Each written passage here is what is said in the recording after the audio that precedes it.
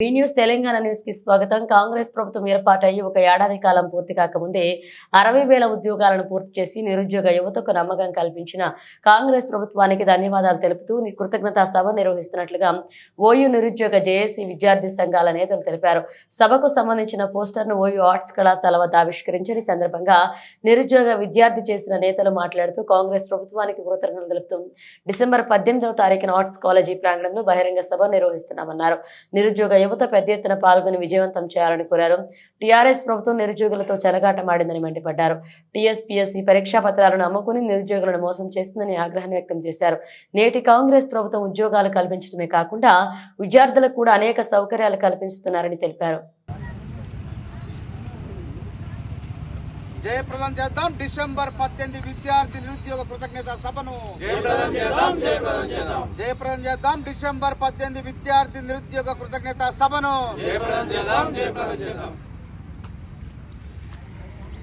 ప్రభుత్వం ముఖ్యమంత్రి రేవంత్ రెడ్డి గారి పరిపాలన విద్యార్థి నిరుద్యోగుల పాలిట స్వర్ణయుగంగా మారింది.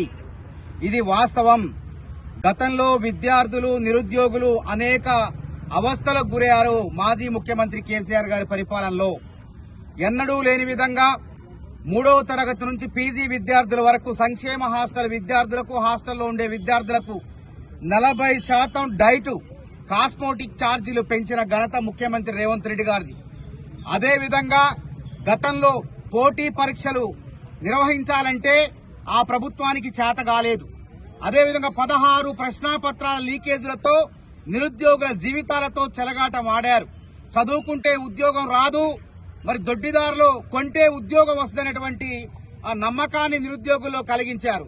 కానీ వాటన్నిటిని కూడా తొలగించే విధంగా పారదర్శకంగా రేవంత్ రెడ్డి గారు ప్రభుత్వం వచ్చిన తర్వాత డిసెంబర్ 7కు ఏడాది పూర్తయింది.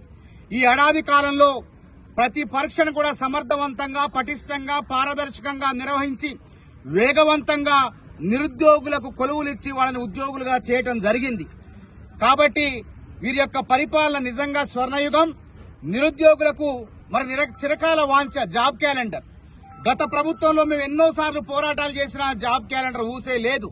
కానీ ముఖ్యమంత్రి గారు రేవంత్ రెడ్డి గారు విద్యార్థుల నిరుద్యోగుల డిమాండ్ ప్రకారం అదేవిధంగా వాళ్ళ యొక్క మేనిఫెస్టోలో పెట్టిన ప్రకారం విద్యార్థులకు జాబ్ క్యాలెండర్ చట్టబద్దమైనటువంటి జాబ్ క్యాలెండర్ ప్రకటించి నిరుద్యోగుల జీవితాల్లో వెలుగు తెచ్చారు. కాబట్టి డిసెంబర్ 18వ తారీఖున సాయంత్రం 5 గంటలకు ఇదే ఆర్ట్స్ కళాశాల ప్రాంగణంలో రాష్ట్ర ప్రభుత్వానికి మంత్రి మండలికి ముఖ్యమంత్రి గారికి కృతజ్ఞతలు తెలిపేందుకు బైరు నాగరాజు అదేవిధంగా రెడ్డి సీను మరి పట్ల నాగరాజు అదేవిధంగా క్రాంతి నిరుద్యోగ జేఏసీ క్రాంతి అశోక్ ఇంకా భీమరావు నాయకు మేమంతా కలిసి దాదాపు అందరం కూడా ముక్త కంఠంతో ఏకతాటిపైకి వచ్చేసి రాష్ట్ర ప్రభుత్వానికి కృతజ్ఞతా సభను జరుపుతున్నాం.